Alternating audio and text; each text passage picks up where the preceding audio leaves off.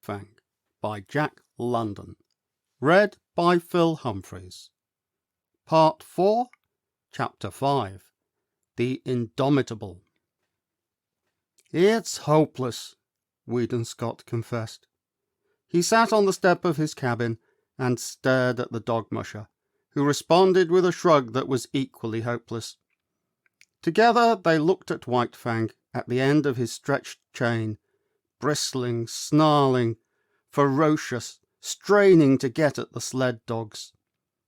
Having received sundry lessons from Matt, said lessons being imparted by means of a club, the sled dogs had learned to leave White Fang alone, and even then they were lying down at a distance, apparently oblivious of his existence. "Yeah, it's a wolf and there's no taming it," Weedon Scott announced. "Oh, I don't know about that," Matt objected. "Might be a lot of dog in him, for all you can tell.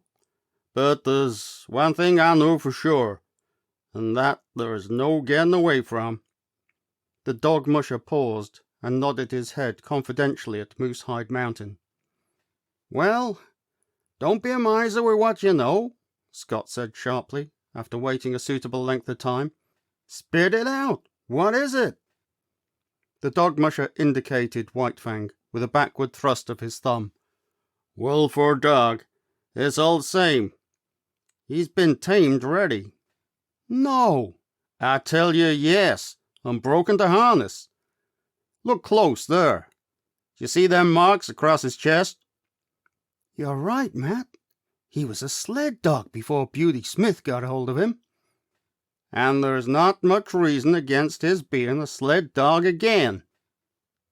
"What do you think?" Scott inquired eagerly.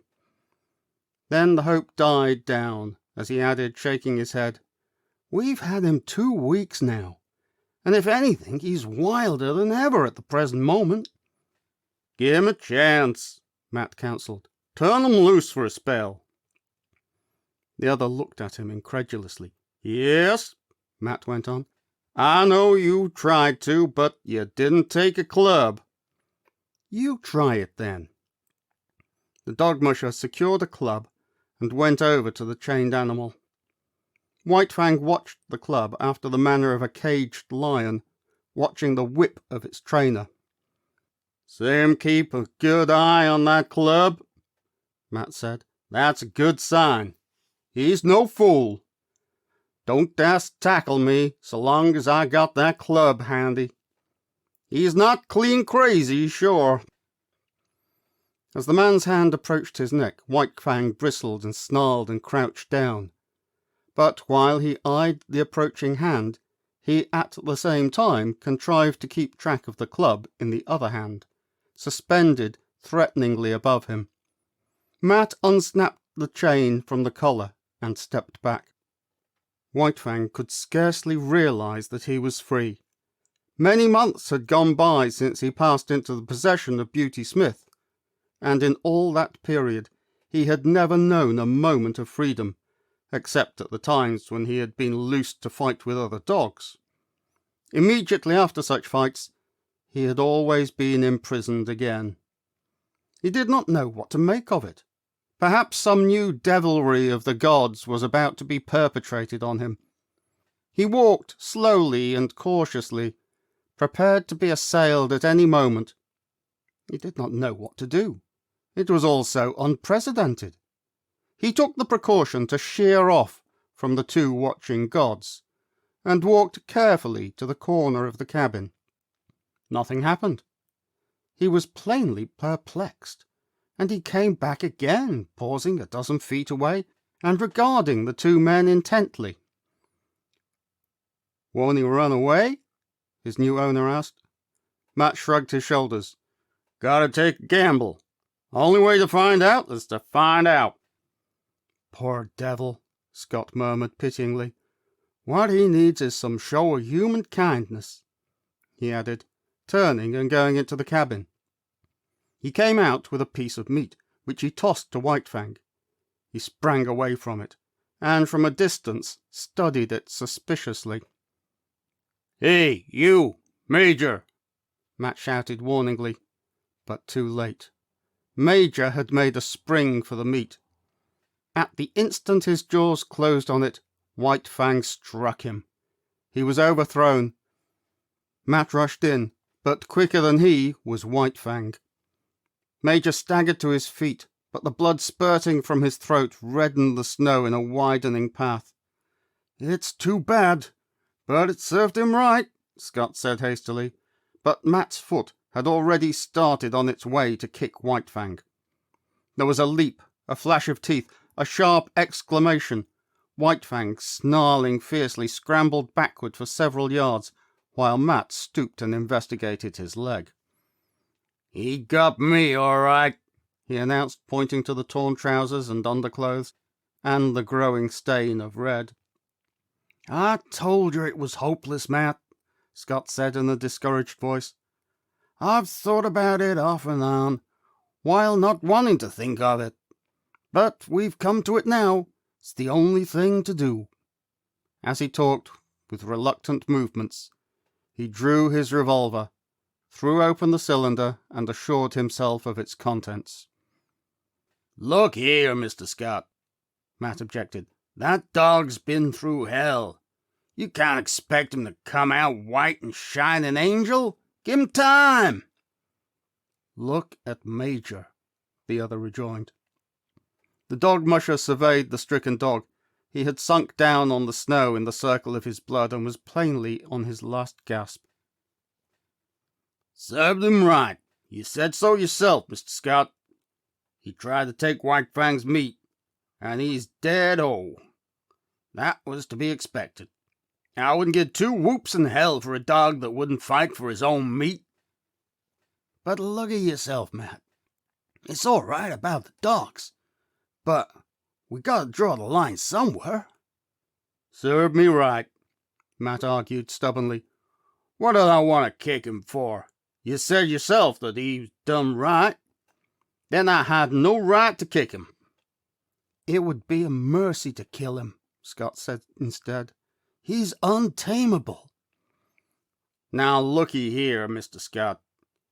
Give the poor devil a fighting chance. He ain't had no chance yet. He's come through hell, and this is the first time he's been loose. Give him a fair chance. And if he don't deliver the goods, I'll kill him myself. There." "God knows I don't want to kill him, or have him killed," Scott answered, putting away the revolver. "We'll let him run loose and see what kindness can do for him. And here's a try at it." He walked over to White Fang and began talking to him gently and soothingly. "Better have a club ready," Matt warned. Scott shook his head and went on trying to win White Fang's confidence. White Fang was suspicious. Something was impending. He had killed his god's dog, bitten his companion dog, and what else was to be expected than some terrible punishment? But, in the face of it, he was indomitable. He bristled and showed his teeth, his eyes vigilant, his whole body wary and prepared for anything. The god had no club, so he suffered him to approach quite near. The god's hand had come out and was descending upon his head.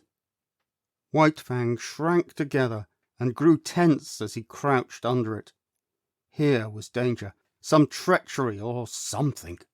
He knew the hands of the gods, their proven mastery, their cunning to hurt. Besides, there was his old antipathy to being touched. He snarled more menacingly, crouched still lower, and still the hand descended. He did not want to bite the hand, and he endured the peril of it until his instinct surged up in him, mastering him with its insatiable yearning for life. Weedon Scott had believed that he was quick enough to avoid any snap or slash, but he had yet to learn the remarkable quickness of White Fang, who struck with the certainty and swiftness of a coiled snake. Scott cried out sharply with surprise, catching his torn hand and holding it tightly with his other hand. Matt uttered a great oath and sprang to his feet. White Fang crouched down and backed away, bristling, showing his fangs, his eyes malignant with menace. Now he could expect a beating as fearful as any he had received from Beauty Smith. "Here! What are you doing?" Scott cried suddenly. Matt had dashed into the cabin and come out with a rifle. "Nothing," he said slowly, with a careless calmness that was assumed. "Only gonna keep that promise I made. I reckon it's up to me to kill 'em, as I said I'd do." "No, you don't." "Yes, I do. Watch me." As Matt had pleaded for White Fang when he had been bitten, it was now Weedon Scott's turn to plead. "You said to give him a chance. Well, give it to him. We've only just started, and we can't quit at the beginning. Serve me right this time, and look at him." White Fang, near the corner of the cabin, and 40 feet away, was snarling with blood-curdling viciousness. Not at Scott, but at the dog musher. "Well, I'll be everlasting gosh swaggled," was the dog musher's expression of astonishment. "Look at the intelligence of him," Scott went on hastily. "He knows the meaning of firearms as well as you do. He's got intelligence, and we've got to give that intelligence a chance. Put up the gun." "All right, I'm willing," Matt agreed, leaning the rifle against the wood pile. "But will you look at that!" he exclaimed the next moment. White Fang had quieted down and ceased snarling. "This is worth investigating. Watch." Matt reached for the rifle, and at the same moment White Fang snarled. He stepped away from the rifle, and White Fang's lifted lips descended, covering his teeth. "Now, just for fun." Matt took the rifle and began slowly to raise it to his shoulder. White Fang's snarl began with the movement and increased as the movement approached its culmination. But the moment before the rifle came to a level on him, he leapt sideways behind the corner of the cabin. Matt stood staring along the sights at the empty space of snow which had been occupied by White Fang. The dog musher put the rifle down solemnly, then turned and looked at his employer. "I agree with you, Mr. Scott. That dog's too intelligent to kill."